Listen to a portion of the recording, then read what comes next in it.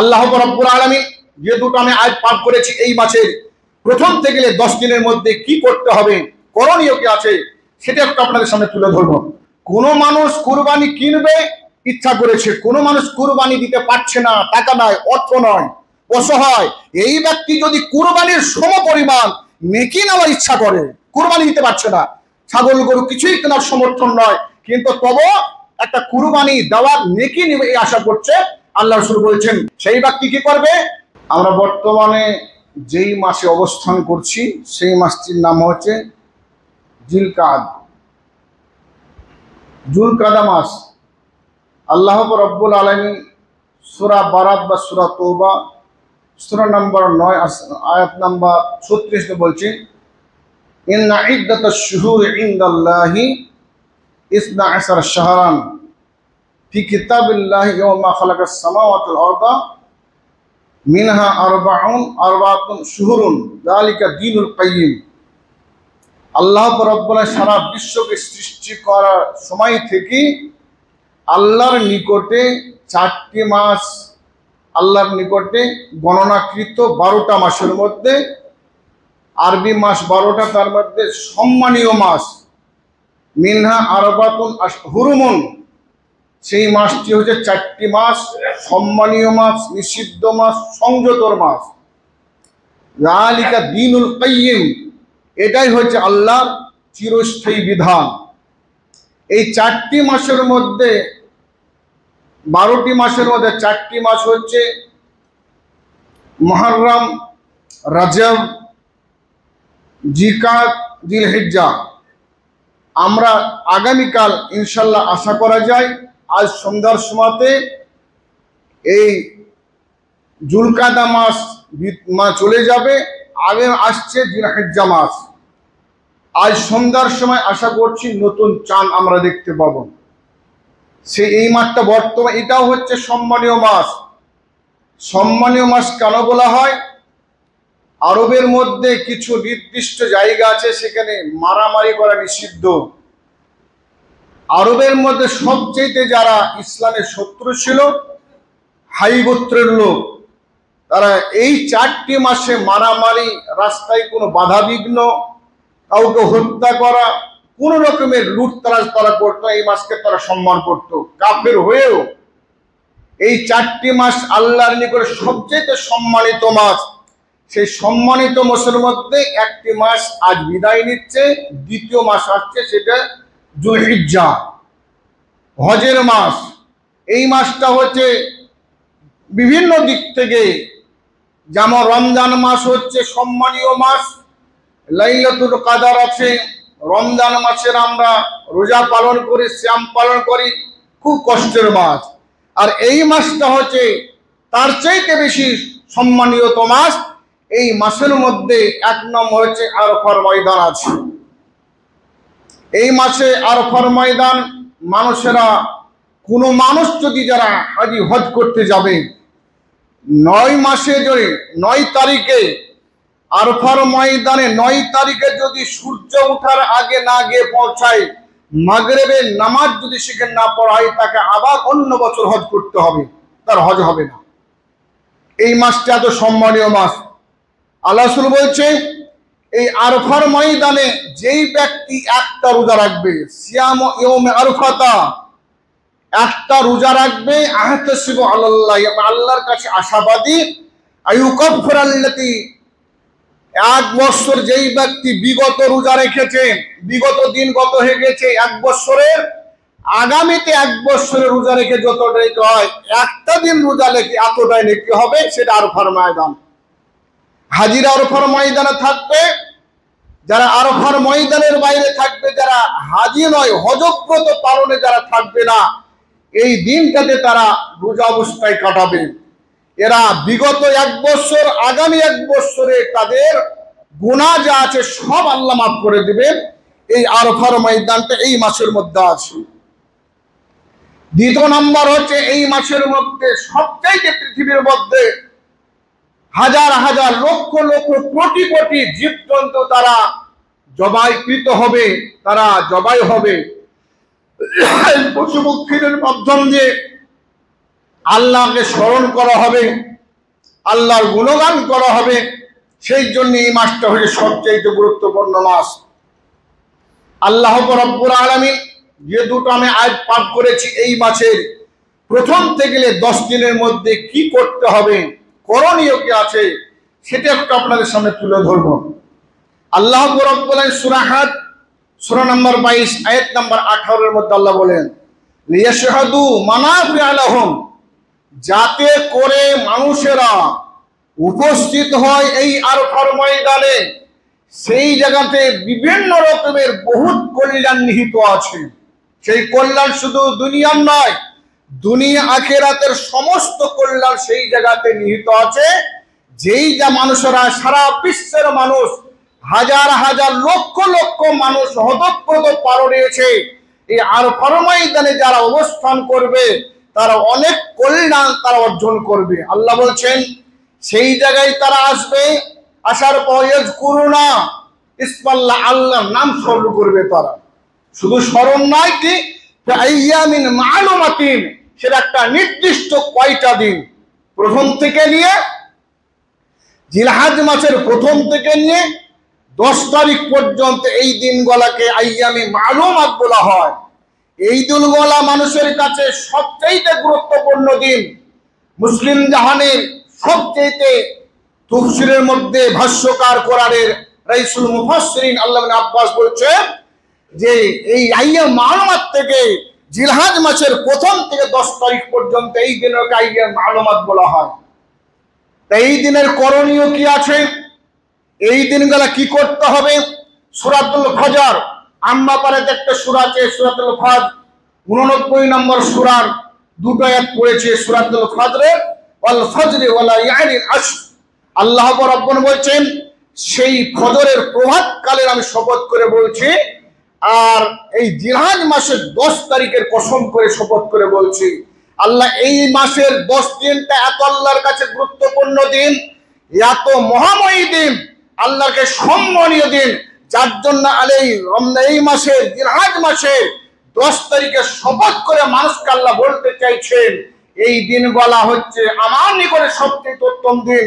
অতএব পৃথিবীর মানুষ তোমরা জেনে রাখো, এই দিনগুলা তোমরা অতপ্রত ভাবে আল্লাহর ইবাদতে, আল্লাহর গুণগানে তোমরা অতপ্রত ভাবে জড়িয়ে থাকো। তোমরা এই দিনগুলাকে অ্যাভয়েড করে চলো না, এই দিনগুলাকে ছেড়ে তোমরা চলো না, বিভ্রাট সৃষ্টি করো না। পৃথিবীর মধ্যে আল্লাহর বিধানকে তোমরা যথারীতি হয়ে মেনে চলো। আল্লাহ রাব্বুল নবীর সাহাবিয়া, বিশ্ব নবীর স্ত্রী উম্মে সালমা রাদিয়াল্লাহু তাআলা আনহা তিনি বর্ণনা করছেন, তিনি নবীর কাছ থেকে 378টি হাদিস বর্ণনা করেছেন। উম্মে সালমা রাদিয়াল্লাহু তাআলা আনহা নবীর নিজের স্ত্রী, তিনি নবীর কাছ থেকে 378টি হাদিস বর্ণনা করেছে। তার মধ্যে এই হাদিসটা সহিহ মুসলিমে 1978 নম্বর হাদিস, 1978 নম্বর হাদিস। তিনি বলছেন উম্মে সালমাতা রাদিয়াল্লাহু তাআলা আনহা قالت قال رسول الله صلى الله تعالى عليه وسلم اذا دخل العشر।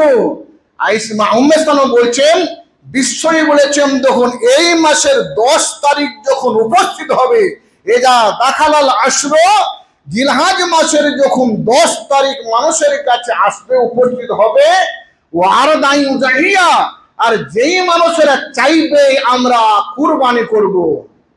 এখানে দুটো অর্থ। কোন মানুষ কুরবানি কিনেছে, কুরবানি করে নেকি নেবে। কোন মানুষ কুরবানি কিনবে ইচ্ছা করেছে, কোন মানুষ কুরবানি দিতে পারছে না, টাকা নয়, অর্থ নয়, অসহায়। এই ব্যক্তি যদি কুরবানির সম পরিমাণ নেকি নেওয়ার ইচ্ছা করে, কুরবানি দিতে পারছে না, ছাগল গরু কিছুই কেনার সমর্থন নয়, কিন্তু তবু একটা কুরবানি দেওয়ার নেকি নেবে এই আশা করছে, আল্লাহ রাসূল বলছেন বাযুকুম আলা বাযিন, এক অপরে তারা মনে করছে আমরা কুরবানি দিতে পারবো না, কুরবানি দেওয়ার সমর্থন নয়। নবী বলছেন সেই ব্যক্তি কি করবে? ফালাইয়া মাসতামিন শারিহি ওয়া বাশারিহি শাইয়ান, সেই ব্যক্তি যেন নখের চুলের কোনো অংশ যেন না কাটে। এই 10 তারিখের মধ্যে কুরবানি দেওয়ার আগে পর্যন্ত যতক্ষণ আমরা সালাত আদায় করে আসবো না, ঈদগাহর ময়দান থেকে আসার পর কুরবানি করব, করার পর হাতের নখ চুল কাটার দরকার, মুখ শেভ করার দরকার, যত রকমের চুল কেটে পরিষ্কার করার দরকার করবে, এই ব্যক্তি কুরবানি যত নেকি অতটাই নেকির অধিকারী হবে।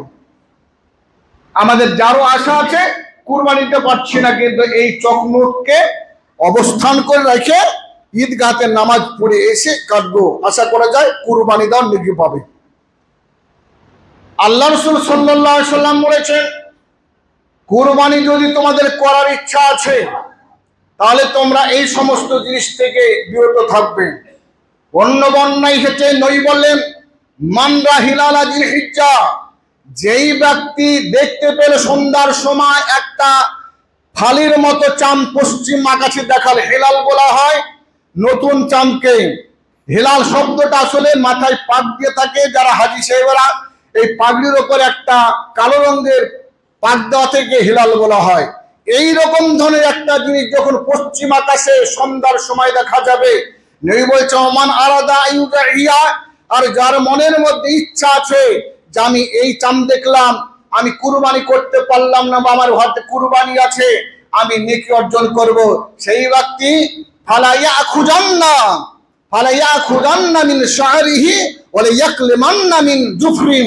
আল্লাহ রাসূল বলছেন, সেই ব্যক্তি কখনো যেন চুলের কোন অংশকে না কাটে, না একটা চুলও তুলে হাত থেকে, কোন জায়গাতে একটা পশম যেন লোম যেন না তুলে, এবং তার হাতের নখ যেন কোনো মতো না কাটে, হাতের পায়ের কোন নখ যেন না কাটে।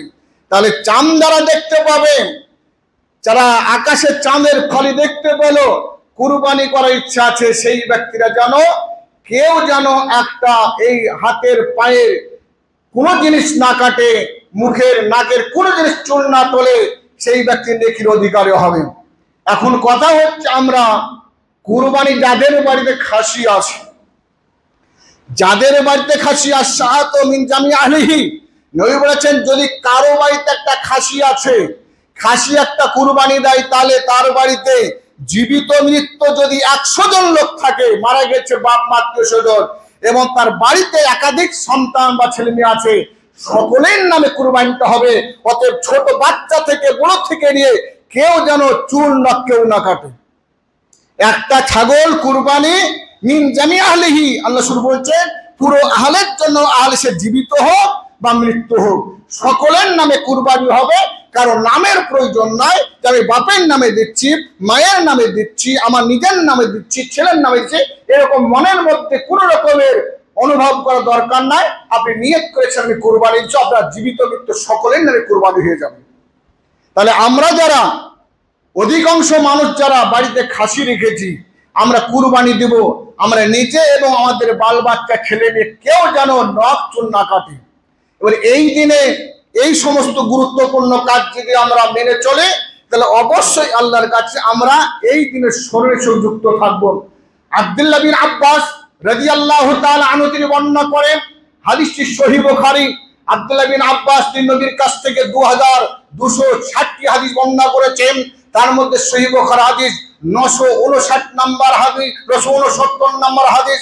বিশ্বনবী বলছেন, অনেক আব্বাস রাদিয়াল্লাহু তাআলা আনহু قال قال رسول الله صلى الله عليه وسلم ما من ايام, পৃথিবীর মধ্যে এমন কোন দিন নাই সেই দিন আল্লাহর কাছে প্রিয় আমল সালেহ বিহিন্না, ওই দিনের মধ্যে সবচাইতে নেক আমল করার দিন হচ্ছে এই কটা দিন। এই দিনগুলো কোন দিন? আল্লাহ বলেছেন, আহাব্বু ইলাল্লাহ আহাব্বু ইলাইয়া, আমার কাছে সবচাইতে ওই দিনগুলো উত্তম দিন, মিন হাজিল আইয়াম, এই দিনগুলো হচ্ছে এই জিলহজ মাসের 1 তারিখ থেকে 10 তারিখ পর্যন্ত 10টি দিন। এই দিনগুলো কত গুরুত্বপূর্ণ দিন, এই দিন আল্লাহর কাছে কত প্রিয় দিন।